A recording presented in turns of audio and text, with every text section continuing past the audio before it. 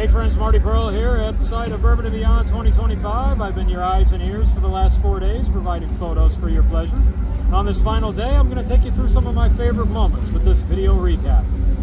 I finally got to photograph Kentucky's own Cage the Elephant and certainly was not disappointed. Lead singer Matt Schultz leapt into the crowd, giving me better than normal shots from the pit as he interacted with excited fans.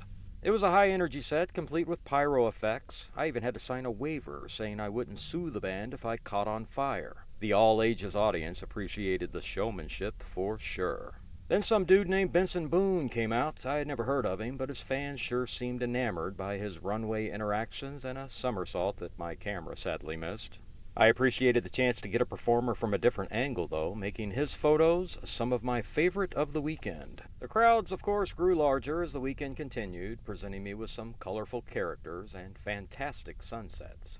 By Saturday, the band I wanted to photograph the most took to the stage. Ringo Starr and his all-star band, the only Beatle I've ever photographed, by the way, played in perfect afternoon light and featured, much to the thrill of my Gen X heart, members of 80s bands like Toto, Men at Work, and the Average White Band. This dude, Steve Lukather, even played guitar on the legendary Michael Jackson album Thriller. Saturday headliner Sturgill Simpson didn't allow photographers in his pit, but I didn't care, because it gave me the chance to finally photograph one of my favorite alt-rock bands, the Pixies. Just hearing the lyric, "I was talking to Preachy Preach about Kissy Kiss," performed live will go down as one of my favorite moments of the weekend.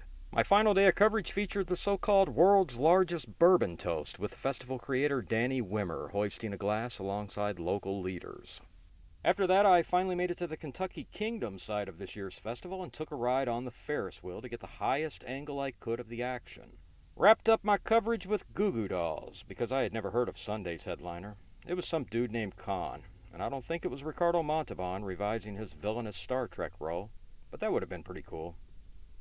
Well, I hope you enjoyed this little visual journey through the last 4 days of Bourbon and Beyond with me, and stay tuned as next week I will also be out here for Louder Than Life. Until then, Marty Pearl, WAVE News.